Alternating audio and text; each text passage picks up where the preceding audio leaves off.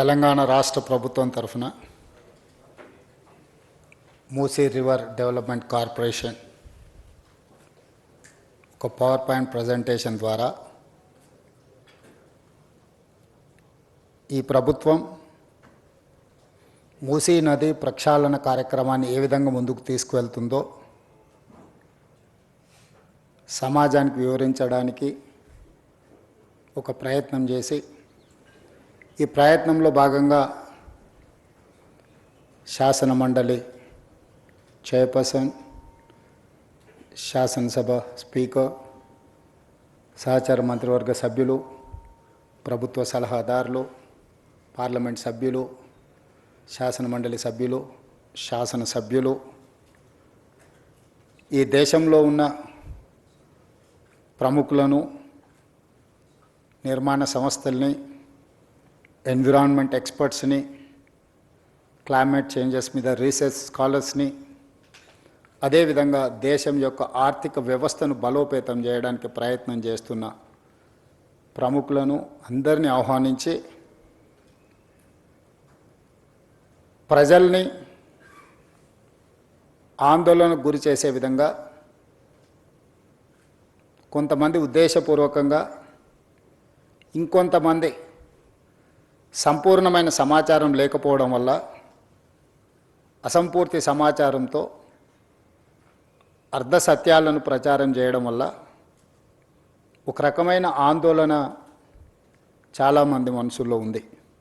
అందుకే ముఖ్యమంత్రిగానే కాదు, మున్సిపల్ శాఖ మంత్రిగా ఈ శాఖను నిర్వహించేటప్పుడు ప్రజలు ఒక బాధ్యతతో, ఒక నమ్మకంతో, ఒక విశ్వాసంతో మమ్మల్ని నమ్మి అధికారాన్ని అప్పచెప్పినప్పుడు ఈ అధికారాన్ని కాపలాదారుగా ఉపయోగించడమే తప్ప ఈ అధికారాన్ని ప్రజల మీద ఆధిపత్యం చెలాయించడానికి, వినియోగించడానికి ప్రభుత్వం సిద్ధంగా లేదు అని చెప్పడానికే ఈ ఒక ప్రయత్నం చేయడం జరిగింది. ఈ ప్రయత్నంలో పర్యావరణాన్ని ఏ విధంగా పరిరక్షించుకోవాలా, చరిత్రను ఒకసారి గమనించినప్పుడు చరిత్రలో నాగరికత ఏ ప్రాంతంలో అభివృద్ధి చెందినా నదీ పరివాహక ప్రాంతంలోనే నాగరికత విలసిల్లింది. ఆర్థిక వ్యవస్థ అభివృద్ధి చేయడానికి అది సముద్రపు ప్రాంతం కావచ్చు, నదులు కావచ్చు, నీటి ప్రవాహంతో కూడుకున్న ప్రాంతాలు కావచ్చు, ఈ ప్రాంతాలే అత్యధికంగా అభివృద్ధి చెందడానికి ఈరోజు మన అందరం చూస్తూ ఉన్నాం. I have visited Thames River, I have visited Hudson River in New York, I have visited Thames River in London, I have visited Seoul, I have visited Singapore, I have visited Dubai, I have visited many places, including Ahmedabad, Sabarmati river front. I have seen many places, I have understood what is required, what is our future plan. వీటన్నిటిని దృష్టిలో పెట్టుకొని మన రాష్ట్రము, మన దేశంలోనే కాకుండా ఇతర దేశాలలో అభివృద్ధి చెందిన దేశాలు, ఆర్థికంగా నిలబడ్డ దేశాలన్నిటిని కూడా గమనించి ఇతర రాష్ట్రాలు, ఇతర దేశాలు అభివృద్ధి పదం వైపు వేగంగా ప్రయాణం చేస్తుంటే ఇంకా మనం అభివృద్ధి నిరోధకులుగా మారి ఒక బృహత్ కార్యాచరణను తీసుకొని ముందు వెళ్లకుండా ఉంటే భవిష్యత్ తరాలు మనల్ని క్షమించవని ఆలోచన చేసి ఒక ప్రయత్నం చేద్దాము. ఈ మూసీ రివర్ డెవలప్మెంట్ ప్రోగ్రామ్ని మనం తీసుకోవాలని, ఈ ప్రోగ్రామ్ని ఒక బాధ్యతాయుతంగా నిర్వహించాలనే ప్రయత్నం చేస్తూనే ఉన్నాం. దాదాపుగా 27 నెలల మా ప్రభుత్వ ఏర్పాటు తర్వాత దాదాపుగా 2 సంవత్సరాల నుంచి నిరంతరం కొన్ని వందల వేల గంటలు నేను అధికారులతో కానీ, ఎక్స్పర్ట్స్తో కానీ, ఫైనాన్షియల్ కన్సల్టెంట్స్తో కానీ, ఎన్విరాన్మెంట్ కన్సల్టెంట్స్తో అందరితో కూర్చొని క్షుణ్ణంగా ప్రతి ఒక్క అంశాన్ని ఏ విధంగా ముందుకు తీసుకెళ్ళాలి, ఏ విధంగా ఈ రాష్ట్రాన్ని, ఈ నగరానికి ఒక గొప్ప చరిత్ర ఉంది.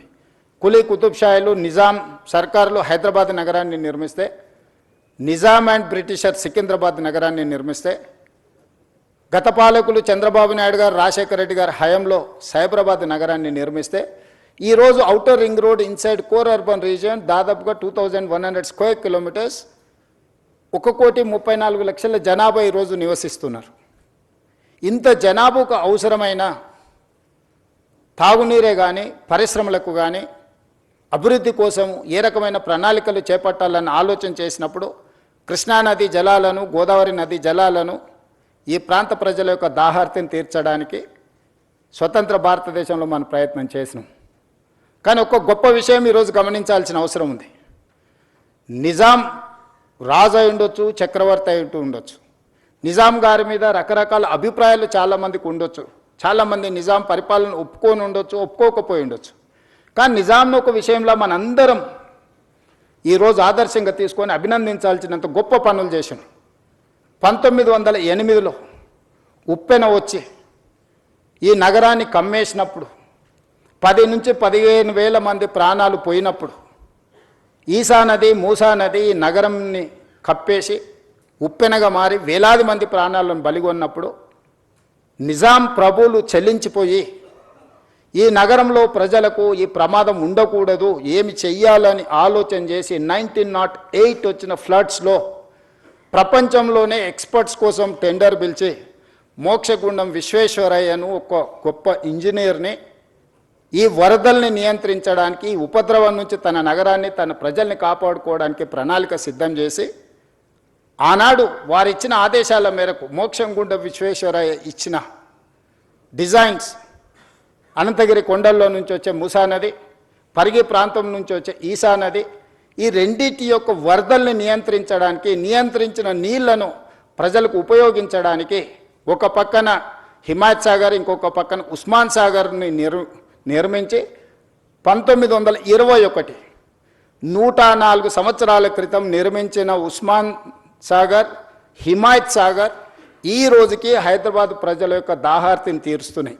100 సంవత్సరాలు పూర్తయిన చెక్కు చెదరకుండా కట్టడాలు వరదల్ని నియంత్రించడమే కాకుండా హైదరాబాద్ నగర ప్రజల్ని కాపాడడమే కాకుండా ఈ నగరానికి వ్యాపారం కోసము, విద్య కోసము, ఉపాధి కోసం వచ్చే కోట్లాది మంది దాహార్తిని తీర్చే ప్రాజెక్టులుగా ఈరోజు ఒక గొప్ప మన్నన పొందిన ప్రాజెక్టులు నిజాం ప్రభువు నిర్మించింది.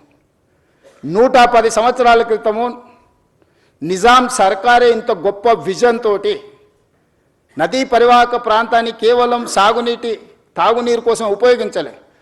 Historical heritage structures Taramati Baradari నుంచి మొదలు పెడితే Charminar, Salar Jung museum, high court, city college, you name it anything, Quli Qutb Shahi tombs నుంచి మొదలు పెడితే ఒక గొప్ప సంస్కృతిని, వారసత్వ సంపదను, Osmania hospital, Osmania university, city hall, town hall, today it is council, member of legislative council 16th నుంచి అక్కడ నడపబోతున్నాం. స్వతంత్రం వచ్చిన తర్వాత మనం ఏర్పాటు చేసుకున్న మొట్టమొదటి శాసనసభ సమావేశాలు ఆ టౌన్ హాల్లోనే ఆ రోజు మనకు అవకాశం వచ్చింది. ఈ విధంగా ఒక గొప్ప వారసత్వ సంపదను, ఒక గొప్ప గుర్తింపును ప్రపంచంలోనే ఒక మేటి నగరంగా నిజాం సర్కారు మనకు అందించిన ఈ హైదరాబాద్ నగరాన్ని ఇలాగే వదిలేద్దామా? ప్రపంచంలో జరుగుతున్న పరిణామాలు, పర్యావరణ మార్పులను పరిగణలోకి తీసుకోవాల్సిన అవసరం ఉన్నదా లేదా మనందరం ఆలోచన చేయాలి. ఈరోజు నేను ఎవరిని విమర్శించదలుచుకోలేదు, విమర్శించిన సమయాన్ని నేను వృధా చేసుకోదలుచుకోలేదు. కానీ నేను విజ్ఞప్తి చేయదలుచుకున్నాను. 12 సంవత్సరాలు కేంద్రంలో అధికారంలో ఉన్నవాళ్ళు, 10 సంవత్సరాలు రాష్ట్రంలో అధికారం ఉన్నవాళ్ళు, అభివృద్ధి చేసి తెలంగాణ స్టేట్ని గ్లోబల్ ముఖ చిత్రంలో పెట్టినామని చెప్పేవాళ్ళు, లేకపోతే మాకు ఇంటర్నేషనల్ ఎక్స్పోజర్ ఉంది, లేకపోతే మాకు అపారమైన మేధా సంపత్తి ఉందని చెప్పేవాళ్ళు ఎందుకు ఈరోజు ఈ ప్రాజెక్టులను అడ్డుకునే ప్రయత్నం చేస్తున్నారు? ఎందుకు సూచనలు ఇవ్వడానికి ప్రయత్నం చేస్తలేరు?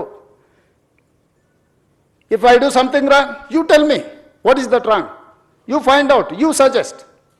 I'm there to take your suggestions, I'm there to implement your suggestions. But you are simply saying that no, no is not solution for Musi reservation. This is what my answer. This is how I am going to react. ఈ రోజు ఏం చెయ్యాలనుకుంటున్నామో సాంకేతిక పరంగా ప్రపంచంలో ఎక్స్పర్ట్స్ని అందరిని ఒక దగ్గర కూర్చోబెట్టి, మన్హాటన్ నుంచి మొదలు పెడితే Cushman Wakefield, Rio, these are the world's best experts in financial consultancy, in water reservation and construction side. So we are paying almost 160 crores for those consultants for this project. We have not appointed this consultant just like that. We have called global tenders. We have seen everything. We have seen their completion projects. ఇట్లాంటివన్నిటిని పరిగణలోకి తీసుకొని ఒక మంచి ఉద్దేశంతో ఈ నగరాన్ని రక్షించుకోవాలి. ఈరోజు 1,34,00,000 జనాభా ఉంది. 2050కి నెక్స్ట్ 25 ఇయర్స్లో 24 ఇయర్స్లో 2,80,00,000 జనాభాకి మనం చేరుకోబోతున్నాము. ఈ ప్రజలకు అందరికీ కూడా జవాబు ఇవ్వాల్సిన బాధ్యత, ఈ ప్రజలకు మౌలిక వసతులను ఏర్పాటు చేయాల్సిన బాధ్యత మా ప్రభుత్వం మీద ఉన్నది, ప్రజలు ఎన్నుకున్న ప్రభుత్వం మీద ఉన్నది. ఆనాడు చంద్రబాబు నాయుడు గారు, రాజశేఖర రెడ్డి గారు ఔటర్ రింగ్ రోడ్డు, అంతర్జాతీయ ఎయిర్పోర్టు, హైటెక్ సిటీ, అంతర్జాతీయ స్థాయికి సంబంధించిన Microsoft, Infosys or any other Google లాంటి సంస్థల్ని ఈ నగరానికి తేకపోయి ఉంటే ఈరోజు మన ఆర్థిక వ్యవస్థ బాగుపడి ఉండేదా? ఈరోజు ప్రపంచంలో మనకు గుర్తింపు వచ్చి ఉండేదా? 94 to 2004 TDP, 2004 to 2014 Congress, 2014 to 2024 TRS. But all we have made all policies from 94 to 2014. All these 25 years we have planned like anything. We may have a political differences, we may have a issue-based arguments, but we have not defeated our policies. There is no policy paralysis in our government. Today also I am continuing all those policies from 94 to 2024. All these 30 years, whatever the then governments have taken certain policies, the best policy, the best practice is I am continuing.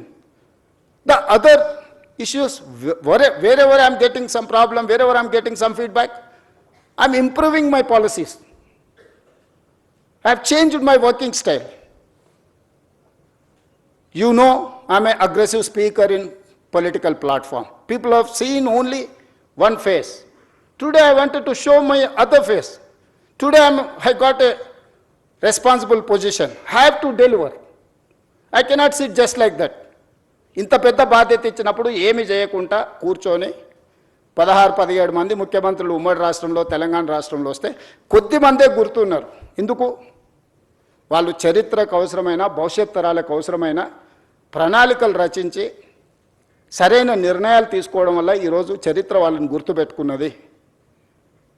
Nizam పోయినా, నిజాం వారసులు లేకపోయినా ఈరోజు అభివృద్ధి అనే ప్రణాళికల మీద చర్చ చేసినప్పుడు నిజాం గురించి మనం ఎందుకు చర్చించుకుంటున్నాం? రాచరికంలో ఉన్న ఒక రాజు గురించి ఈరోజు మనం అతన్ని చర్చించకుండా మనకు చరిత్రనే లేదు. అతను నిర్మించిన వారసత్వ సంపదను వినియోగించకుండా మన అభివృద్ధి ప్రణాళికలే లేవు. Charminar, it is not symbol of Charminar, just tourism spot. He has designed everything around Charminar. You go and see special economic, he has created special economic zone. మీకు అక్కడ పర్ల్స్ మన దగ్గర ఉత్పత్తి, వరల్డ్స్ బెస్ట్ పర్ల్స్ మీకు చార్మినార్ దగ్గర దొరుకుతాయి. World's best bangles Charminar దొరుకుతాయి. మీకు పత్తర్ గట్టి, కబూతర్ ఖానా, Mozamjahi market, you see everything. ప్రపంచంలో దొరికే ప్రతి వస్తువును గుల్జార్ హౌస్ నుంచి మొదలు పెడితే చార్మినార్ చుట్టూతా ఒక స్పెషల్ ఎకనామిక్ జోన్ను నిజాం సర్కార్ క్రియేట్ చేసింది. కాబట్టి ప్రపంచంలో ఏ పర్యాటకులకు వచ్చినా ఆడపిల్లలకు గాజులు కొనుక్కోవాలన్నా, లేకపోతే కన్న కూతుర్లకి మీకు పర్ల్స్ కొనుక్కోవాలనుకున్నా, లేకపోతే ఇతర ఏం కొనుక్కోవాలన్నా, ఏ రకమైన పక్షులు, జంతువులు ప్రపంచంలో ఇలాంటి పక్షిని, ఎలాంటి జంతువుని చూడాలన్నా కబూతర్ ఖానాకి వెళ్తే నువ్వు అన్నీ చూడగలుగుతావు. ప్రపంచంలో పండించే ప్రతి ఫ్రూట్ని మోజంజాయ్ మార్కెట్కి వెళ్తే మనం చూడగలుగుతాం. ప్రపంచంలో ఉండే ప్రతి వస్తువును ఆ చార్మినార్ చుట్టూతా ఒక స్పెషల్ ఎకనామిక్ జోన్. సో ప్రతి అంశాన్ని నిజాం ఆ రోజు విజువలైజ్ చేసి భవిష్యత్ తరాలకు ఏం అవసరం ఉందో ఒక స్పెషల్ ఎకనామిక్ జోన్నే మనకి ఇచ్చిండు. ఎడ్యుకేషనల్ ఇన్స్టిట్యూట్, ఉస్మానియా యూనివర్సిటీ నుంచి Nizam college, Aliya junior college, NIMS orthopaedic, Niloufer hospital, you see every specialisation. ఈరోజు కార్పొరేట్ హాస్పిటల్స్ మేము స్పెషలైజ్ చేసినాం, స్పెషలైజ్డ్ హాస్పిటల్స్ ప్రారంభించినామని ఈరోజు చెప్తారు. కానీ 100 years back, way back, Nizam has created everything. ఇంత అద్భుతమైన నగరాన్ని మనకు వారసత్వం ఇస్తే ఈ గొప్ప మూసా నది, ఈసా నది సంగమం, ఎక్కడైతే సముద్రాల సంగమం నదుల సంగమం ఉందో మహాత్మా గాంధీ గారిని ఆనాటి దుర్మార్గులు పొట్టన పెట్టుకుంటే వారి అస్థికలను వారి స్ఫూర్తినివ్వడానికి వివిధ రాష్ట్రాలకు దేశంలో వివిధ ప్రాంతాలలో పెట్టారు. కన్యాకుమారి దగ్గర 2 సముద్రాలు కలిసే చోట మహాత్మా గాంధీ గారి యొక్క అస్థికలను పెట్టడం ద్వారా ఈరోజు అదొక పెద్ద పర్యాటక కేంద్రంగా ప్రపంచం అంతా అక్కడికి వచ్చి చూస్తుంది. కన్యాకుమారిలో ఏదైతే నిర్ణయం తీసుకొని పెట్టినరో ఈరోజు మూసా ఈసా నదుల సంగమం లంగర్ హౌస్లో కూడా బాపు ఘాట్ కూడా అలాంటిదే. కానీ బాపు ఘాట్ ఎందుకు కనుమరుగైంది? బాపు ఘాట్ ఉంది, 2 నదుల సంగమం అని ఇక్కడున్న ఎంతమంది మనం గుర్తించి మనం ఆ ప్రాంతాన్ని చూడడానికి మనం వెళ్తున్నాం? ఎందుకు మనం ఇంత వారసత్వ సంపదను మనం ఎందుకు కోల్పోతున్నాం? ఈరోజు మూసా నది ఈసా నదితో మూసీ నదిని పునరుజ్జీవింపజేయడానికి సమస్య అవుతుంది అనుకున్నప్పుడు ఈరోజు గోదావరి నదీ జలాలను 20 టీఎంసీలను తరలించి దాదాపుగా 2.5-3 టీఎంసీలు నిరంతరం హైదరాబాద్ నగరంలో ప్రవహించే మూసీ నదిలో కంటిన్యూస్గా ఆ నీటిని ప్రవహింపజేయాలని మిగతా 17.5 టీఎంసీ హైదరాబాద్ నగర ప్రజల యొక్క దాహార్తిని తీర్చడానికి ఈరోజు పనులను ప్రారంభించినాం. ఈరోజు మీరు ఎంతసేపు ఉన్న రంగారెడ్డి జిల్లా హైదరాబాద్కు పరిమితం అయిపోయి ఆలోచన చేస్తున్నాం. ఈరోజు ఇక్కడ నివాసాలు ఏర్పరచుకున్న వాళ్ళకి జరుగుతున్న సమస్యల గురించి మనం చర్చిస్తున్నాం. నేను కూడా సానుభూతితో ఉన్నాను. కానీ కిందున్న నల్గొండ గురించి ఒకరైనా ఆలోచన చేస్తుండ్రా? ఈరోజు ఫార్మా కంపెనీల కాలుష్యము, నగరంలో వెదజల్లుతున్న కాలుష్యము, నగరంలో ఉన్న డ్రైనేజీలు, ఆత్మహత్యలు చేసుకున్న మనుషుల కలేబరాలు, అంబర్పేటలో ఉన్న శ్మశాన వాటికలు, ఈ మూసీ నదిలో చనిపోతున్న పశువుల కలేబరాలు, ఒక విషం, ఒక కాలుష్యం, అది కాలుష్యం దాటి విషంగా మారి ఈరోజు నల్గొండ ప్రజల జీవితాలను అతలాకుతలం చేస్తుంది. ఒక స్టడీస్ ప్రకారము world health organisation has given no ఇక్కడ లివబుల్ కండిషన్స్లో ఇది నివాసయోగ్యమైన ప్రాంతం కాదు బికాజ్ ఆఫ్ ఫ్లోరైడ్ అని చెప్పి ఒక పక్కన నల్గొండ ప్రజలకు ప్రకృతే ఒక శిక్ష విధిస్తే ఈరోజు మానవ తప్పిదాల వల్ల ఈరోజు మూసీ నది పరివాహక ప్రాంతంలో ఉన్న గ్రామాలు భువనగిరి నుంచి ఆలేరు వరకు ఆ కిందికి వెళ్తే వాడపల్లి వరకు వెళ్తే ఆ నదీ పరివాహక ప్రాంతంలో నివసిస్తున్న వాళ్లకు ఆడపిల్లలకు పెళ్ళి అయితే ప్రెగ్నెన్సీ ప్రాబ్లమ్స్ ఉన్నాయి. ఈరోజు ఆ ప్రాంతంలో పిల్లనివ్వడానికి వెనక ముందు ఆలోచన చేస్తున్నారు. ఆ ప్రాంతంలో పండించే పంటలు ఈ నీళ్లను వినియోగించడం వల్ల తినడానికి ఉపయోగం లేని పరిస్థితులు వచ్చినాయి. ఆ ప్రాంతంలో పండించిన కూరగాయలు కానీ ఆ ప్రాంతంలో పండించిన పంటలు కానీ తింటే వాటి వల్ల వచ్చే సమస్యలు అనంతము. నల్గొండ జిల్లా ప్రజలకి శిక్ష అవసరం ఉందా? ఆ ప్రజల్ని కాపాడాల్సిన బాధ్యత ఎవరు? నల్గొండ ప్రజలు మన వాళ్ళు కాదా? మనతో లేరా? రంగారెడ్డి జిల్లాలో మొదలైన మూసా ఈసా నది హైదరాబాద్కు నగరకు రాగానే కలుషితం అయిపోయింది, వ్యర్థాలతో నిండిపోయింది. మానవ కలేబరాలతోని, పశువుల కలేబరాలతోని, పరిశ్రమలు వెదజల్లుతున్న కాలుష్యంతో ఈరోజు భరించలేని కంపు. ఒకనాడు ఎంత విశాలంగా ఉన్న మూసీ నది ఇలా మీకు అందరికీ హిస్టరీ అంతా, చరిత్రను అంతా కూడా మా అధికారులు మీకు చూపించే ప్రయత్నం చేసిండ్రు, వాస్తవాలను వివరించే ప్రయత్నం చేశారు. అలాంటి చరిత్ర ఈరోజు కాలగర్భంలో కలిసిపోతుంది. మన చరిత్రను మనమే ఉద్దేశపూర్వకంగా రాజకీయ అవసరాల కోసం, రాజకీయ ప్రయోజనాల కోసం దీన్ని చరిత్ర కాలగర్భంలో కలిపేద్దామా, లేకపోతే నగరం యొక్క చరిత్రను పునరుజ్జీవింపజేసుకుందామా? ఈరోజు మేము తీసుకొస్తున్న ప్రాజెక్ట్ ఎవరికి వ్యతిరేకం కాదే. ఈరోజు ఒకప్పుడు హైదరాబాద్లో 30 ఫీట్ల రోడ్లు ఉండేవి. అంతెందుకు అత్యంత శ్రీమంతులు నివసించే Jubilee Hills road number 36 almost 25-30 feet road ఉండే. I've seen that road. మేము పోయేవాళ్ళం. ఈరోజు 150 ఫీట్లకు విస్తరించినాం. రోడ్ నెంబర్ 45 40 ఫీట్లు ఉండేది, ఈరోజు 150 ఫీట్ రోడ్ అయింది. ఈరోజు పంజగుట్ట నుంచి పైకి పోయేదానికని మీరు చూడండి, ఏ రోడ్లైనా ఫ్లైఓవర్లు అయినా ఓల్డ్ సిటీలో, ఈరోజు ఓల్డ్ సిటీలో సాలార్జంగ్ మ్యూజియం నుంచి ప్రతి ఏరియాలో ఇరుకైన సందులు, నిజాం కట్టిన పట్టణం కాబట్టి ఆ రోజు ఉన్న పరిస్థితుల ప్రకారం రోడ్లు వేస్తే ఈరోజు ఓల్డ్ సిటీలో ఉండే ప్రజలు వాళ్ళే ముందుకొచ్చి స్వచ్ఛందంగా మా రోడ్లను విస్తరించండి, మేము స్వచ్ఛందంగా ముందుకు వస్తాము, మాకు నష్టపరిహారం ఇవ్వండి అంటే ఈరోజు ఓల్డ్ సిటీలో మెట్రో విస్తరించడానికి గౌలిగూడ నుంచి ఫలక్నమా నుంచి చంద్రాయణగుట్ట వరకు ఈ రోడ్ల విస్తరణ కార్యక్రమాలు వేగంగా జరుగుతున్నాయి మనం మెట్రో రైలు నిర్మించుకోవడానికి. ఇవాళ ఓల్డ్ సిటీలో ఉన్న పౌరులందరూ ముందుకొచ్చి, ప్రజాప్రతినిధులందరూ ముందుకొచ్చి, అక్కడ ఉన్న ఎమ్మెల్యేలు ఎంపీలందరూ ముందుకొచ్చి ప్రభుత్వానికే విజ్ఞప్తి చేసి మేము కూడా ప్రపంచంతో పోటీ పడే విధంగా అభివృద్ధి చెందాలనుకుంటున్నాం. ఇంకెంతకాలం మేము ఈ మురికి కూపంలో మేము జీవించదలుచుకోలేదు, మాకు సరైన నష్టపరిహారం ఇచ్చి మా ప్రాంతాన్ని అభివృద్ధి చేయండి అని ఆ పార్లమెంట్ సభ్యుడు, ఆ శాసనసభ్యులు ముందుకు వస్తే ఈరోజు వేలాది కోట్ల రూపాయలు అక్కడ ఈ నగర అభివృద్ధి కోసం, ఈ రోడ్ల విస్తరణ కోసం, ఎలివేటెడ్ కారిడార్ల కోసం, మెట్రో రైల్ కోసం, మిరాలం ట్యాంక్ కేబుల్ బ్రిడ్జ్ కోసం ఈరోజు మనం వేల కోట్ల రూపాయలు ఖర్చు పెడుతున్నాం. ఈరోజు మా ఆలోచన, మా ప్రభుత్వం యొక్క ఉద్దేశం ఎవరికో నష్టం కలిగించాలని కాదు. ఎవరైనా మూసి మురికి, ఇప్పుడు మీరు చూసిండ్రు ఎంత కాలుష్యం ఉందో, ఎవరైనా కోరుకొని అక్కడ జీవించాలని అనుకుంటాడా? ఏ ఆధారం లేనోళ్ళు, ఎలాంటి ఆదరణ లేనోళ్ళు, ఏ ప్రభుత్వం ఏమి వసతులు కల్పించినప్పుడు ఇక చివరి మజిలీగా మూసీ నది పరివాహక ప్రాంతంలో వాళ్ళు నివసించాలనుకుంటున్నారు. అక్కడున్న దోమలు, అక్కడున్న కంపు, అక్కడున్న మురికి, వాళ్ళ పిల్లలు పొద్దున్న లేస్తే బడికి పోవడానికి బడి లేదు, వాళ్ళకు వైద్యం లేదు, ఆ పిల్లలకు ఆడుకోవడానికి చిన్న ఆట స్థలం లేదు, నివసించడానికి ఒక కుటుంబం భార్యాభర్తలు కలిసి ఉండడానికి కూడా అక్కడ వసతులు లేవు. వర్షాలు వచ్చినప్పుడు, వరద వచ్చినప్పుడు ప్రాణాలు అరిచేత పట్టుకొని అర్ధరాత్రి పూట పరిగెత్తాలి ఎక్కడికో. నిల్వ నీడ లేని వాళ్ళే ఈరోజు మూసీ నది పరివాహక ప్రాంతంలో ఈరోజు నివసిస్తున్నారు. ఇవాళ మూసీ పరివాహక ప్రాంతంలో అటొక కిలోమీటర్ ఇటొక కిలోమీటర్ మొత్తం ఆక్రమించుకొని బుల్డోజర్లు తీసుకొచ్చి మొత్తం కూలగొట్టేస్తాడు రేవంత్ రెడ్డి అంటుండు.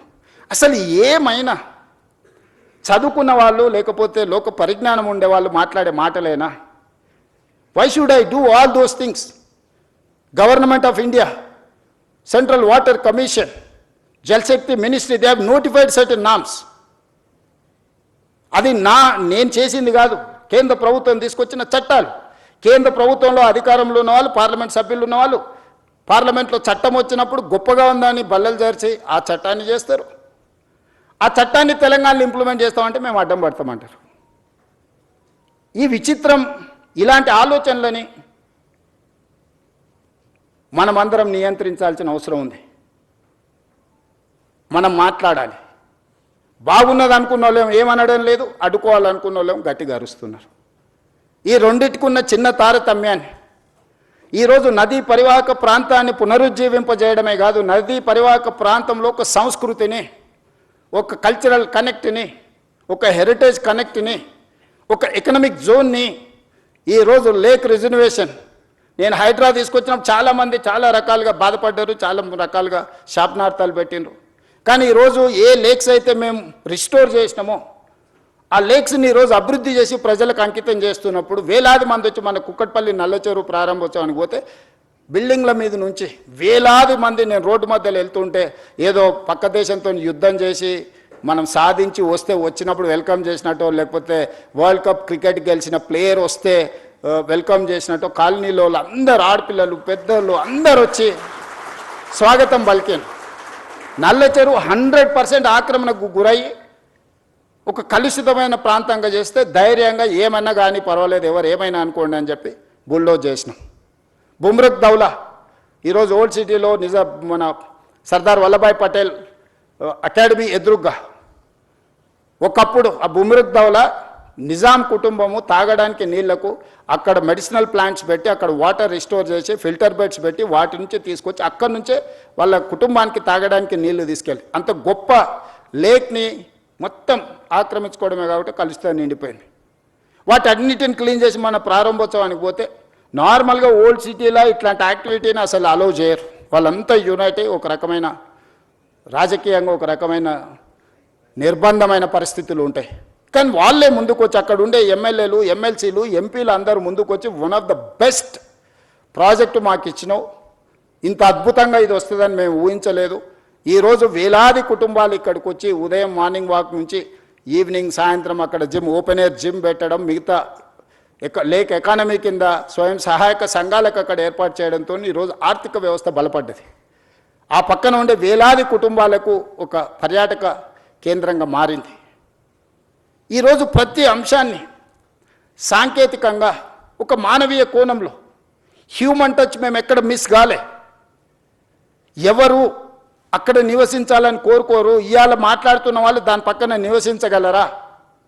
ఇవాళ అడ్డుకుంటున్న వాళ్ళని ఒక 3 నెలలు వాళ్ళ కుటుంబ సభ్యులతోనే అక్కడ ఉండమనుండ్రి. ఒక కంటైనర్ హౌస్ ఇస్తాను నేను, ఒకవేళ గుడిసెలలో వాళ్ళకు ఉండడానికి ఇబ్బంది అయితే రాష్ట్ర ప్రభుత్వం తరఫున మూసీ రివర్ డెవలప్మెంట్ కార్పొరేషన్ తరఫున ఆ మూసీ నది పరివాహక ప్రాంతంలో కంటైనర్ హౌస్ ఇస్తాం మీకు with all facilities other than Musi ప్రక్షాళన. ఎట్లుందో యాజ్ టీజ్గా వద్దంటున్న వాళ్ళందరికీ ఒక్కొక్కరికి ఒక్కొక్క ప్లేస్లో ఎవ్రీ హాఫ్ కిలోమీటర్ 55 కిలోమీటర్లు ఉంది, 100 మందికి నేను అకామిడేట్ చేయగలుగుతాను. 2 పక్కలైతే 200 మందికి, 200 మందికి ఒక మూసీ నది పక్కన కంటైనర్ హౌస్లు ఇస్తా. ఒక 3 నెలలు మీరు అక్కడ ఉండండి. మీరు ఎందుకు వాళ్ళ జీవితాలతో చెలగాట మాడుకుంటుర్రు? వాళ్ళ జీవితాలలో వెలుగు రావద్దా? వాళ్ళ జీవితాలు బాగుపడొద్దా? వాళ్ళు ఈ దోమల నుంచి మురికి నుంచి వాళ్ళు బయటపడొద్దా? వాళ్ళ పిల్లలు చదువుకోవద్దా? వాళ్ళకు వైద్యం అందొద్దా? వాళ్ళ అభివృద్ధి పదం వైపు నడవద్దా? ఈరోజు ఓల్డ్ సిటీలో ఉండే పిల్లలకు ఉద్యోగం లేదు. ఈరోజు మీరు అందరూ బాగా చదువుకున్న వాళ్ళు ఏఐ వచ్చింది, వైట్ కాలర్ జాబ్స్ అని పోతాయి అంటున్నారు. ఓకే ఫైన్, దాన్ని మీరు ఎట్లా ఆపలేరు, మనం ఎవరం ఆపలేము. వచ్చే సాంకేతిక విప్లవాన్ని మనం ఆమోదించాల్సిందే. మనకి ఇష్టం ఉన్నా లేకున్నా అది మనల్ని దాటుకొని వెళ్ళిపోతూనే ఉంది. మరి వైట్ కాలర్ జాబ్స్ అన్నీ పోయినప్పుడు, ఏఐ మొత్తం ఉద్యోగ అవకాశాలను ఆక్రమించుకున్నప్పుడు బ్లూ కాలర్ జాబ్స్ క్రియేట్ చేయాల్సిన బాధ్యత మన మీద లేదా?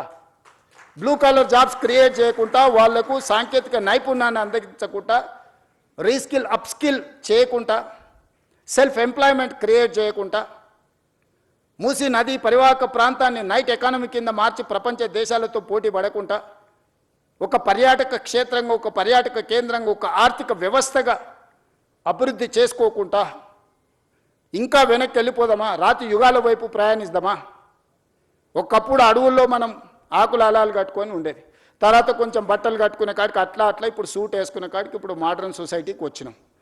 ఇదంతా సమాజంలో పరిణామ క్రమంలో వచ్చిన అభివృద్ధి కదా. ఈ అభివృద్ధిని మనం అడ్డుకున్నామా?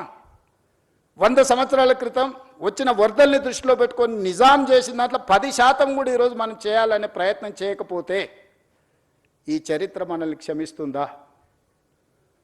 ఈ చరిత్ర తిరగ రాసుకోవాల్సిన అవసరము, ఇప్పుడు రాయకపోతే ఎప్పుడు రాయలేమన్న పరిస్థితులు ఈ మేధావులకు అర్థం కావడం లేదా? ఇవాళ defence, they don't give even single inch of land, they don't allow you to see that land. Today I wanted to appreciate my army people and my defense minister. He has prepared to give 100+ acres in Bapu Gandhi Sarovar, where our army people are training, Agniveers are training there. They have decided to shift their Agniveer training camp some other place, and they are giving 100+ acres for this Gandhian ideology, where the Moosi is going to come up.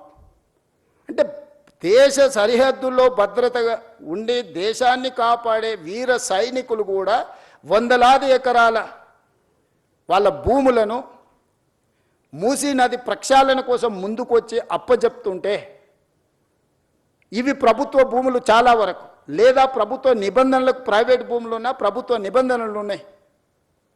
ఈరోజు గండిపేట నుంచి బాపు ఘాట్ వరకు 100 మీటర్ల bed విడ్త్లో నీళ్లు ప్రవహిస్తాయి. Both side 50 మీటర్ల bed విడ్త్లో రోడ్లు, infrastructure, economic zone, everything వస్తుంది. అంటే నది సెంటర్ నుంచి లెక్క పెడితే ఇటు సైడ్ ఒక 100 మీటర్లు, ఇటు సైడ్ ఒక 100 మీటర్లు, కంప్లీట్గా 200 మీటర్ల లోపలనే నీళ్లను నియంత్రించడమే కాకుండా నీళ్లకు సరైన దారి. ఈరోజు మీరు ఎస్టీ పిల్లల పైప్ లైన్లన్నీ మూసీ నదిలో కట్టిండ్రు, మధ్యలో కట్టిండ్రు. వరద రాగానే అడ్డుకోవడంతో ఆ నీళ్లు కాలనీలకు వస్తున్నాయి. చెత్త వేయడం వల్ల, డెబ్రీస్ వేయడం వల్ల, కన్స్ట్రక్షన్ మెటీరియల్ మొత్తం తీసుకువెళ్ళి డంప్ చేయడం వల్ల, అవి నిండడం వల్ల నీళ్ళు అక్కడి వరకు వేగంగా వచ్చి ఆగిపోతున్నాయి. ఒక దగ్గర 500 ఫీట్లు ఉంది, ఒక దగ్గర 50 ఫీట్లు ఉంది మూసీ నది. 500 ఫీట్లలో ఉండే వరద 50 ఫీట్లకు రాగానే మొత్తం నీళ్ళు నిండి వెనక్కి వచ్చి కాలనీలన్నీ నీటిమయం అయిపోతున్నాయి. ఎన్ని వేల మంది నిరాశ్రయులైన, 10 లక్షల మంది పోయినసారి 2019-20లో వరదలు వచ్చినప్పుడు మొత్తం వాళ్ళ సర్వం కోల్పోయినారు. నేను ఎంపీని, ప్రతి కాలనీ నేను తిరిగి వచ్చిన. జల్పల్లిలో ఈరోజు కూడా 1st ఫ్లోర్ వరకు నీళ్ళు వచ్చి ఆగిపోయినాయి, నీళ్ళు బయటికి పోవడం లేదు. జల్పల్లి ప్రాంతంలో కాలనీలు మునిగిపోయినాయి. ఈరోజు నీళ్లు మనం ఉన్న ప్రాంతాలకు వస్తలేవు. నీళ్లున్న ప్రాంతాన్ని మనం పోవడం వల్ల వాటికి దారి తెలవక అవి మన దగ్గరకు వస్తున్నాయి. నీళ్లుండే ప్రాంతాన్ని నీళ్లకు వదిలేస్తే నీళ్లు మన దగ్గరికి ఎందుకు వస్తాయి? ఈరోజు కాలనీలకు లేకపోతే సిటీలకు నీళ్ళు వస్తున్నాయంటే ఆ నీళ్లు ప్రవహించే చెరువులు కావచ్చు, కుంటలు కావచ్చు, నాలాలు కావచ్చు, మూసీ నది కావచ్చు, ఆ నీటి పరివాహక ప్రాంతాలను మనం ఆక్రమించుకోవడం వల్ల all these are man made disasters. We have created all those disaster. వాటికి ఏ దారి తెలియక మన దారిలోకి వస్తున్నాయి, మన ఇంట్లోకి వస్తున్నాయి. వాటిని పకడ్బందీ ప్రణాళికతోటి మూసీ నది, ఈసా నది, గోదావరి నది నదుల త్రివేణి సంగమాన్ని తీసుకెళ్ళి కృష్ణా నదిలో కలవడానికి అవసరమైన అభివృద్ధి కార్యక్రమాలు చేసినప్పుడు ఈ నదులు మన సంస్కృతిని, నాగరికతనే కాదు మన ఆర్థిక ప్రయోజనాన్ని చేకూర్చడానికి, ప్రపంచంలో మన గౌరవాన్ని పెంచడానికి ఉపయోగపడుతుంది. ఈరోజు మూసీ నది పునరుద్ధరణ కార్యక్రమం బ్యూటిఫికేషన్ లేకపోతే లూటిఫికేషన్ అని కొంతమంది తెలివితేటలన్నీ ప్రదర్శించి ఏదైతే మాట్లాడుతుందో, గాంధీ స్టాచ్యూకే 5,000 కోట్లు ఖర్చు పెడుతున్నారు అన్నారు. Hardly we are spending for Gandhi statue 70 crores, maybe I don't know exact calculation, 70-75 crores. They have spent 220 crores for Ambedkar statue. We have not opposed for that. Yes, we need Ambedkar ideology. At the same time, we need Gandhian ideology. Yes, conquer one country without any violence, with peace. He won one war. ప్రపంచంలో ఒక యుద్ధాన్ని శాంతితోని గెలవచ్చని ప్రపంచానికి గొప్ప సందేశం ఇచ్చిన వ్యక్తి ఎవరంటే మహాత్మా గాంధీ. ఒక దేశం యొక్క స్వతంత్రాన్ని శాంతి ద్వారా సాధించిన వాళ్ళు ఈ భూమి మీదనే పుట్టలేదు ఇంతవరకు. ఈ ప్రపంచంలో ఎవరికీ అంత గొప్ప చరిత్ర లేదు. 30 సంవత్సరాలు బ్రిటిషర్స్కి వ్యతిరేకంగా పోరాటం చేస్తే గాంధీ మీద కూడా లాఠీ ఎత్తలే. కానీ స్వతంత్రం వచ్చిన 6-7 నెలలనే కొంతమంది బుల్లెట్తో పొట్టను పెట్టుకున్నారు గాంధీని. వాళ్ళు కూడా నీతులు చెప్తారు, ఇంకా నేనేం చెప్పాలి? అందుకే ఈరోజు మీ అందరికీ నా విజ్ఞప్తి ఒకటే, ముందుకెళ్ళడానికి సూచన చేయండి. ఏ పేదవాడికి అన్యాయం జరగని, ఏ పేదవాడిని నిరాశ్రయం చేయం. ఈ ప్రభుత్వం పేదలకు ఇబ్బంది కలిగించడానికి, ఈ ప్రభుత్వం పేదలకు నష్టంగా పోయినాక ఎన్కరేజ్ చేసుకోవడానికి ఏం లేదు. ఏం చేసినా ఇక్కడనే వదిలేళ్ళాలి, ఏం సంపాదించినా ఇక్కడనే వదిలేళ్ళాలి. మీరు అందరు ఎవరన్నా ఏమన్నా ఫెసిలిటీ ఉంది భవిష్యత్తులో వస్తుంది అనుకుంటారేమో, చంద్రమండలం పోవడానికి అవకాశం ఉంది కాబట్టి సంపాదించింది పైకి పోయినప్పుడు ఆర్టీజీఎస్ కింద బదిలీ చేసుకోవచ్చు అని. I don't think so. A technology వచ్చినా అది అసాధ్యము. మనం చేసిన మంచి ఇక్కడే ఉంటుంది, మనం చేసిన చెడు ఇక్కడే ఉంటుంది. కాకపోతే మంచికైనా చెడుకైనా నేను మంచికి ప్రతినిధిని కావాలనుకుంటున్నా. 2 మంచి పనులు చేయడం ద్వారా ఈ సమాజానికి ఉపయోగపడితే నాకు ఇచ్చిన అవకాశాన్ని సార్థకత చేకూరుతుంది అని యంగ్ ఏజ్లో ఒక వ్యవసాయ కుటుంబం నుంచి, గ్రామీణ ప్రాంతంలో నుంచి చదువుకొని వచ్చిన నాకు ప్రజలు ఇంత ఒక గొప్ప అవకాశాన్ని ఇచ్చారు. తెలంగాణ రాష్ట్రానికి 2వ ముఖ్యమంత్రిగా. చాలామందికి రాజకీయాలలో ఉండే వాళ్ళకి సర్పంచ్ నుంచి పార్లమెంట్ వరకు ఉన్న ప్రతి ఒక్కరికి ఒక ఆలోచన ఉంటుంది, ఒక్కసారైనా ముఖ్యమంత్రి అయితే బాగుండని. కానీ నాకు దేవుడు 2వ ముఖ్యమంత్రిగా అవకాశం ఇచ్చిండు. 2 సంవత్సరాల 3 నెలలు చాలా మంచిగా పూర్తి చేసిన, ప్రణాళికలు సిద్ధం చేసిన. దేవుడిచ్చిన అవకాశాన్ని నేను వృధా చేయదలుచుకోలే. నేను స్ట్రాంగ్ ప్రాక్టీసింగ్ హిందూ. నేను ఫిలాసఫీని నమ్ముతా, కర్మ సిద్ధాంతాన్ని నమ్ముతానే. I respect other religions but I follow my religion. నేను ప్రాక్టీసింగ్ హిందూని. ప్రాక్టీసింగ్ హిందూ అని అంటే కర్మ సిద్ధాంతాన్ని, మంచిని మంచు, చెడుని చెడు అనడమే ప్రాక్టీసింగ్ హిందూ యొక్క లక్షణం. అందుకే ఈరోజు ఈ ప్రాజెక్ట్ ఎవరికి వ్యతిరేకం కాదు. ఈ ప్రాజెక్టు ఎవరి ఆస్తులను గుంజుకోవడానికి కాదు. ఈ ప్రాజెక్ట్ అనేది భవిష్యత్ తరాల కోసం మనందరం కలిసి నిర్మించుకుంటున్న ప్రాజెక్ట్. ఇది నా ఒక్కడి వల్ల కాదు. ఇలా పవర్ పాయింట్ ప్రజెంటేషన్ చేయడానికి ఎన్నో రాత్రులు, ఎన్నో గంటలు, ఎంతోమంది ప్రయత్నం చేస్తే ఆ డీటెయిల్ ప్రాజెక్ట్ రిపోర్ట్ ఈరోజు సిద్ధం చేసినాము. దీన్ని ముందుకు తీసుకెళ్లాలంటే కూడా ఆర్థికంగా అన్ని రకాలుగా మీరందరూ సహకరిస్తేనే ఇది సాధ్యమవుతుంది. ఔటర్ రింగ్ రోడ్ ఎటు నుంచి అటుపోయినా 160 కిలోమీటర్ల, 80 కిలోమీటర్ల యావరేజ్, 70 కిలోమీటర్లు ఒక సైడ్, ఇంకో సైడ్ 91 కిలోమీటర్. కానీ ఇట్లా మీరు డైరెక్ట్గా వెళ్తే వితిన్ 41 కిలోమీటర్స్, 35 కిలోమీటర్, 41 కిలోమీటర్స్లో హైదరాబాద్ ప్రతి ట్రాఫిక్ జామ్లో నుంచి ఒక ట్రంపెట్ క్రియేట్ చేస్తున్నాం. చార్మినార్ నుంచి బయలుదేరితే నువ్వు ఔటర్ రింగ్ రోడ్ వెళ్ళాలంటే ఇప్పుడు సిటీ అంతా తిరగాలి, గంటల కొద్దీ ట్రాఫిక్లో ఇరుక్కుంటున్నాం. ఇలా డైరెక్ట్ ఆ ట్రంపెట్ మీదకి వచ్చేసి ఫ్లైఓవర్ ఎక్కేస్తే ఎలివేటెడ్ కారిడార్ ఎక్కితే you wanted to go Vijayawada or any place, direct గౌరెల్లికి వెళ్ళిపోతావు. నువ్వు ఐటీ సైడ్ పోవాలనుకుంటే ఇటు వెళ్తావు. ప్రతి జంక్షన్లో ఒక ట్రంపెట్ క్రియేట్ చేసి మూసీ మీదనే వీటి అన్నిటిని చేస్తున్నాం. ఇదే కాదు, ఈరోజు data centres, construction, landscaping biggest activity in the state, particular in core urban region. Water లేదు, వాటర్ స్కేసిటీ, గ్రౌండ్ వాటర్. ఈరోజు జూబ్లీహిల్స్లో చాలామంది శ్రీమంతులు ఉన్నారు. మీరు ఎంత శ్రీమంతులు అని ఉండండి, 300 ఫీట్లలో నీళ్లు దిగలరా? మీరు తెస్తురా? 1300 ఫీట్లు బోర్ వేసినా నీళ్ళు వస్తలే. నేను ముఖ్యమంత్రి, మా ఇంట్లోనే 1500 ఫీట్ల బోర్ ఉంది. నేను కూడా నీళ్లు పైకి తేలేకపోయినాయి. ప్రకృతి కంటే మనం గొప్పవాళ్ళమా? ఈరోజు ground water just like that depleting. ఈరోజు యావరేజ్గా 1300-1400 ఫీట్లు ఈరోజు బోర్ వేస్తే కానీ నీళ్లు పడని పరిస్థితి వచ్చింది నగరానికి. ఎందుకు? కాంక్రీట్ జంగుల్గా మారిపోయింది. ఎక్కడ గ్రౌండ్లో వాటర్ పర్కులేట్ అవ్వడం లేదు. భూమిలోకి నీళ్ళు వెళ్ళినప్పుడు భూమిలో నుంచి నీళ్లు మీరు ఎట్లా బయటికి తీస్తారు? ఈరోజు చెరువులు, కుంటలు, నాలాలు అన్ని ప్రక్షాళన చేసి నీటి ప్రవాహాన్ని స్థిరీకరించి మూసీ నదిలో నిరంతరం నీళ్లు పెడితే గ్రౌండ్ వాటర్ పెరుగుతుంది. ఈరోజు ఇల్లు కట్టుకునేటోళ్ళకు కూడా వాటర్ హార్వెస్ట్ ఫిట్టింగ్ మ్యాండేట్ చేసినాం. రోడ్డు మధ్యలో హార్వెస్టింగ్ వెల్స్ ఈరోజు కన్స్ట్రక్షన్ చేస్తున్నాం. నీళ్లను ఒడిసి పట్టుకోవాలని ఒక విధానాన్ని తీసుకొచ్చిన హైదరాబాదు నగరంలో నీళ్లు మీరు ఎక్కడ లోపలికి పోయి తెచ్చినా కొద్దిగా అందులో కాలుష్యం ఎక్కువ ఉంటుంది. బియాండ్ ఏ పాయింట్ మీరు బోర్ డ్రిల్ చేసి వాటర్ తెస్తే ఆ వాటర్ దేనికి పనికి ఉపయోగం ఉండదు.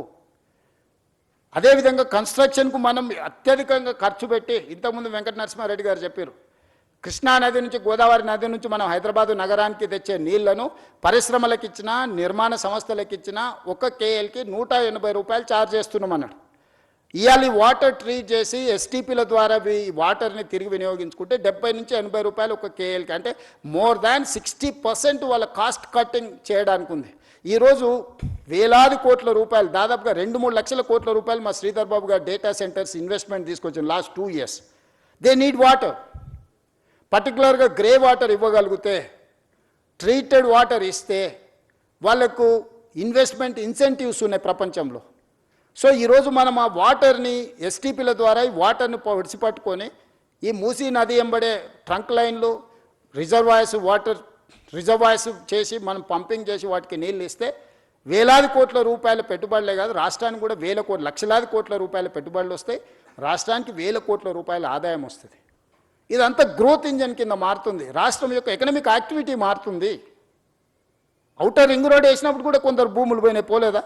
శంషాబాద్ ఎయిర్పోర్ట్ కట్టినప్పుడు కూడా కొంతమంది భూములు కోల్పోయినాయి. ప్రకాష్ గౌడ్ ఎమ్మెల్యే గారు ఉన్నారు, ఆ ప్రాంతానికి 4 సార్లు ఎమ్మెల్యే.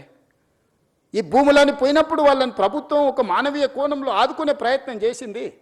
నష్టపరిహారాన్ని ఇచ్చినాం. ఈరోజు ఇంకా నేను అత్యధికంగా ఇస్తా అంటున్నా. ఆ రోజున చాలా కన్జర్వేటివ్గా, ఆ రోజున్న ఫైనాన్షియల్ కన్స్ట్రెయిన్స్లో ఎక్కువ ఇవ్వలేకపోయినారు. ఈరోజు సంపూర్ణంగా మనం అందిద్దాం అనుకుంటున్నాము. ఏం ఖర్చు పెడతామో చెప్పండి, హౌస్లో ఓపెన్ డిబేట్ చేద్దాము. పర్ పర్సన్ ఏమిద్దామో మీరు చెప్పండి. హార్డ్లీ 10,000 ఫ్యామిలీస్ ఉన్నాయి ఇప్పుడు ఈ మూసీ నది పరివాహక. మేము ఆల్రెడీ ఎన్యూమరేట్ చేసినాం. 4 నెలలు ఇంటింటికి వెళ్ళి ప్రతి దగ్గర ఆ ఇంటి వివరాలు అన్నీ రాసుకొచ్చి డేటా కలెక్షన్ చేసిన 4 నుంచి 5 నెలలు కొన్ని వందల మంది అధికారులను మూసీ నది పరివాహక ప్రాంతంలో ఉన్న పేదల యొక్క వివరాలు అన్నీ సేకరించిన. చాలామంది ఏమనుకుంటారు, ఏం లేదు జస్ట్ తెచ్చి కూలగొట్టాలనుకుంటున్నాను. తప్పు. ప్రతి పేదవాడి వివరాలు నా దగ్గర ఉన్నాయి. మూసీ నది పరివాహక ప్రాంతంలో నిరాశ్రయుల వాళ్ళు ఎవరున్నారు, వాళ్ళ కోసం డబుల్ బెడ్రూమ్ ఇళ్ళు ఏవైతున్నాయో 10,500 ఇళ్ళు కేటాయించిన. అయితే వాళ్ళకు కన్సర్న్ ఎక్స్ప్రెస్ చేశారు. మాకు ఇక్కడ ఉపాధి ఉన్నది, మేము చిన్న చిన్న పనులు చేసుకుంటాం, మేము ఇళ్లలో పని చేసుకుంటాం, మమ్మల్ని తీసుకెళ్ళి అక్కడెక్కడో వేస్తే మాకు ఈ పని పోతుంది, మాకు ఉపాధి పోతుందని నాకు సానుకూలంగా అనిపించింది. అందుకే ఎక్కడికక్కడ ఏరియాలు ప్రభుత్వ భూములలోనే వాళ్ళకి ఇండ్లు కట్టి ఇవ్వాలని ఈరోజు మా బట్టి విక్రమార్క గారు ఆ సంఘాలు వస్తే జన ఆందోళన సంఘంతో కూర్చొని వాళ్ళకి హామీ ఇచ్చిండు. ఈరోజు అంబర్పేట ఎమ్మెల్యే, అంబర్పేటలో 150 ఎకరాల భూమి ఉంది. ప్రభుత్వ కార్యాలయకు, పోలీస్ అకాడమీ ట్రైనింగ్కి పోను. ఆ అంబర్పేట శాసనసభ నియోజకవర్గంలో మూసీ నది ఒడ్డున ఉన్న వాళ్ళందరినీ 20-25 ఎకరాలలో అక్కడ వాళ్ళకి ఇళ్లతో పాటు పాఠశాల కట్టి వైద్య సదుపాయాలు అందించి వాళ్ళకు ఒక క్వాలిటీ ఆఫ్ లైఫ్ని ఇవ్వాలని ఈరోజు మేము ప్రణాళికలు చేస్తున్నాం. ఈ పరివాహక ప్రాంతంలో ఎక్కడెక్కడైతే ప్రభుత్వ భూములు ఉన్నాయో ఆ భూముల్లోనే వాళ్ళకు నివాస స్థలాలు ఏర్పాటు చేయడమే కాకుండా వాళ్ళ పిల్లలకు చదువుల కోసం పాఠశాల, వాళ్ళకు వైద్యం అందించి ఆ పక్కనే వాళ్ళకు ఉపాధి కల్పించడానికి ప్రయత్నం చేస్తాం. असदुद्दीन ओवैसी गाరు अकबरुद्दीन ओवैसी गाరు వాళ్ళు మాట్లాడినారు వాళ్ళ ఎమ్మెల్యేలు బలాల గారు ఎమ్మెల్యేలు అంతా మాట్లాడినారు सर आप ये हमारे जितने भी लोग हैं यहाँ छोटे मोटे काम करके जी लेते हैं उन लोगों को आप दूर दूर लेके गए तो मुश्किल हो जाएंगे हमारे लिए तकलीफ है उनके सुझाव हम लिए आने वाले दिनों में हम जहाँ वहाँ वो जो असेंबली एरिया में जो मूसी के अगल बगल में जितने भी लोग हैं वहाँ का वहीं हम लोग उन लोगों को जगह ढूंढ कर घर बना के देंगे हम क्यों ऐसी सड़क पे छोड़ेंगे हम उनके परिवार है वो सब लोग चाहे तो मैं मुख्यमंत्री बने उन लोगों को दुखी देने के लिए नुकसान करने के लिए हम मुख्यमंत्री नहीं बना मैं उन लोगों को वो मेरा मुझे चाहता है वो लोग दुआ दिए वो लोग इसीलिए आज मुख्यमंत्री 2 साल मैं कामयाब हो गए उन लोगों को क्यों मैं नुकसान पहुंचाने के लिए मैं कोशिश करता हूं क्या दुश्मनी है उन लोगों से गरीब लोगों से मेरा क्या दुश्मनी है मैं बड़े बड़े बंगले में फार्म हाउस में नहीं रहता हूं मैं भी झोपड़ियों में घूमते रहता हूं हमेशा गरीबों से मिलजुल के रहता हूं उन लोगों के तकलीफ उन लोगों के दिल का धड़कन मैं समझ सकता हूं उन लोगों के दुखी को दूर करने के लिए मैं कोशिश करूंगा मैं कुछ चाहे तो बैठकर बात करूंगा मेरा पूरा सिस्टम खड़ा हुआ है उन लोगों की मदद के लिए हमारे एमएलए हमारे मिनिस्टर्स हमारे ऑफिसर सब लोग तैयार है उन लोगों को जो जो जरूरत है हम लोग पहुंचा देंगे किसी को दुख को पहुंचाने के लिए हम यहां बैठे नहीं हैं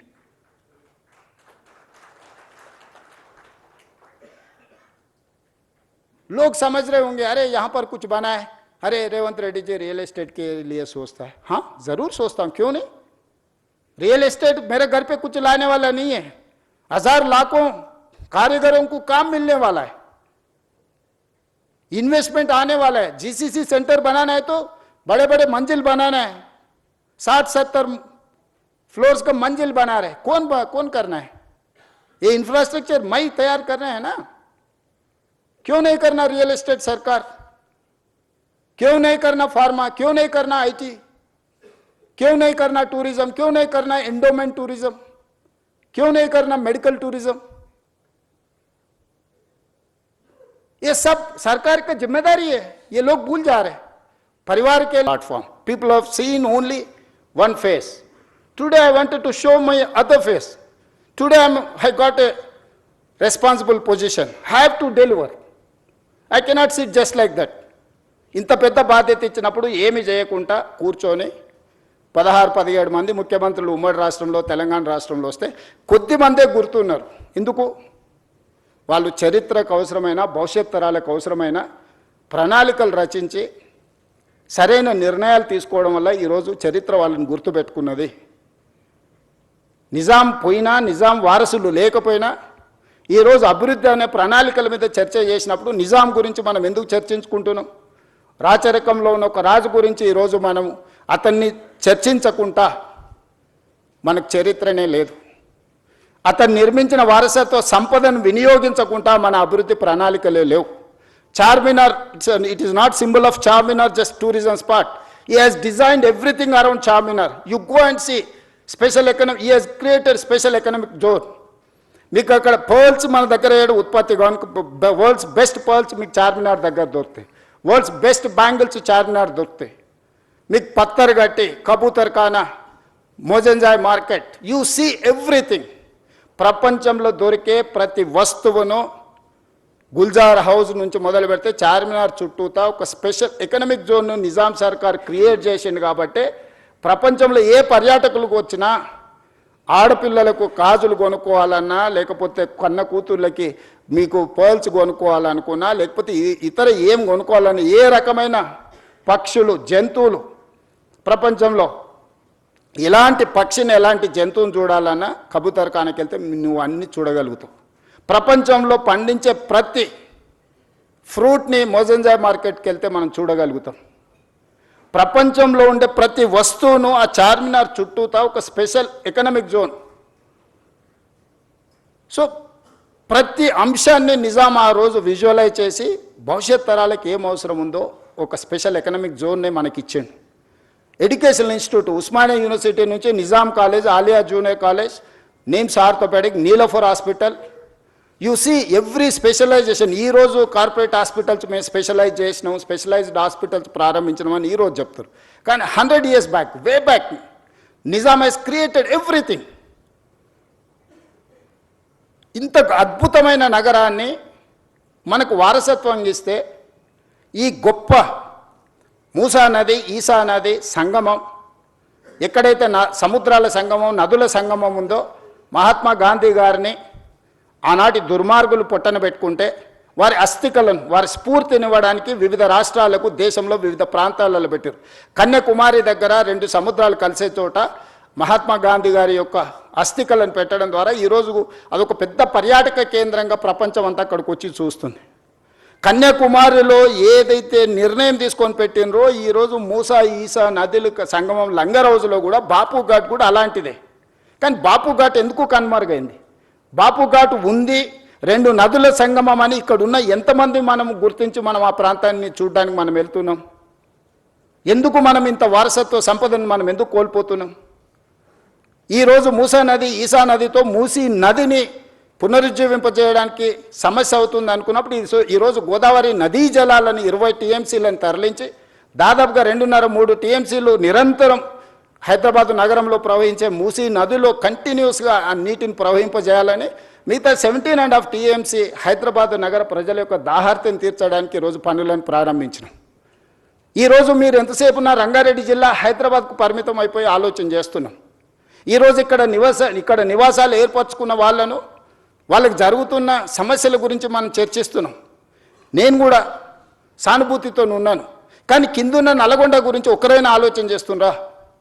ఈరోజు ఫార్మా కంపెనీల కాలుష్యము, నగరంలో వెదజల్లుతున్న కాలుష్యము, నగరంలో ఉన్న డ్రైనేజీలు, ఆత్మహత్యలు చేసుకున్న మనుషుల కలేబరాలు, అంబర్పేటలో ఉన్న శ్మశాన వాటికలు, ఈ మూసీ నదిలో చనిపోతున్న పశువుల కలేబరాలు, ఒక విషం, ఒక కాలుష్యం, అది కాలుష్యం దాటి విషంగా మారి ఈరోజు నల్గొండ ప్రజల జీవితాలను అతలాకుతలం చేస్తుంది.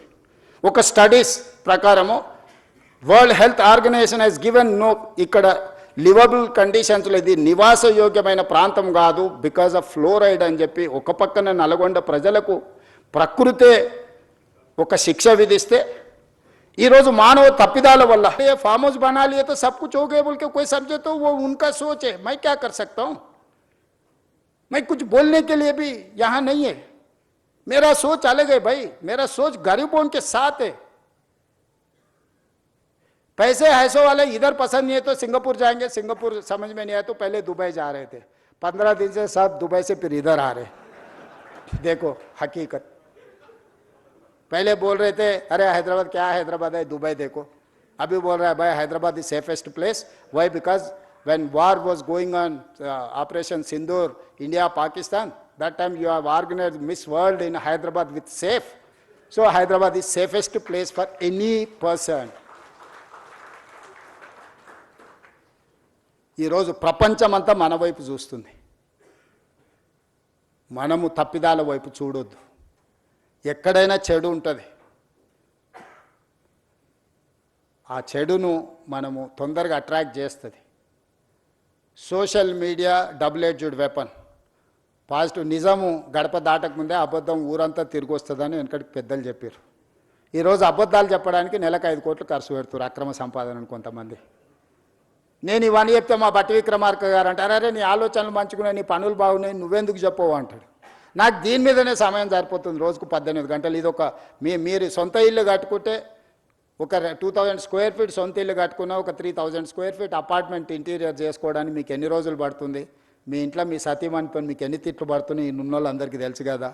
కిచెన్ అట్లా లేదు, డ్రాయింగ్ ఇట్లా లేదు, డైనింగ్ అట్లా లేదు, బెడ్రూమ్ ఇట్లా లేదని ఇంత పెద్ద ప్రాజెక్టును ఒక కాన్సెప్ట్ను కన్సీవ్ చేసి 0 to 100 చేయాలంటే ఎన్ని గంటలు మేము పనిచేసి ఉంటాం? ఇన్ని గంటలు చేసేటప్పుడు పేదవాడి బాధను మేము అర్థం చేసుకోకుండా చేస్తామా? పేదవాళ్లతో మాకున్న శత్రుత్వం ఏంది? పేదవాళ్ళ నిరాశ్రయులు చేయాలని ప్రభుత్వం ఎందుకు అనుకుంటుంది? పేదవాళ్ళతో శత్రుత్వం చేసినోడు తిరిగి మళ్ళీ అధికారంలోకి వస్తాడా? ఎక్కువ నా ఆలోచన ఏముంటుంది? ఇంకోసారి ముఖ్యమంత్రి కావాలి, మా ప్రభుత్వం రావాలని ఉంటుంది. అది రావాలంటే వాళ్ళకి మేలు చేయాలి, కానీ వాళ్ళని విధ్వంసం చేస్తే అది జరుగుద్దా?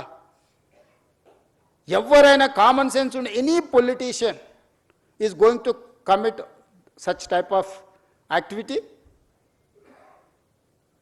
ఇది చేస్తే రేవంత్ రెడ్డికి చరిత్రలో ఒక పేరు వస్తుంది, కాంగ్రెస్ పార్టీకి ఈ ప్రభుత్వానికి మంచి పేరు వస్తుంది.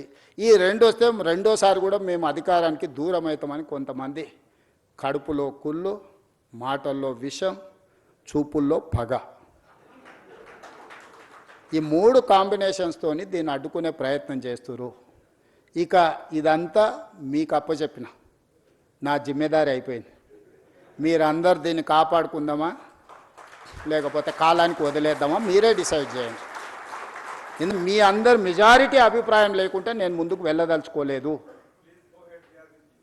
మీరు దీని మీద ఏమేం కావాలో సజెషన్స్ ఇవ్వండి. ఓపెన్గా వెబ్సైట్ ఇచ్చిండ్రు, ఆ వెబ్సైట్ ఒకసారి ఆన్ చేయండి, స్క్రీన్ మీద ప్లే చేయరు. ఆ వెబ్సైట్ ఉంది కదా, ఆ వెబ్సైట్లో musi.telangana.government.in ఎవరు ఏం సలహాలు ఉన్నా, ఎక్స్పర్ట్స్ ఎవరు ఉన్నా కూడా మాకు ఇవ్వండి. మంచిని అన్నిటిని తీసుకుంటాము.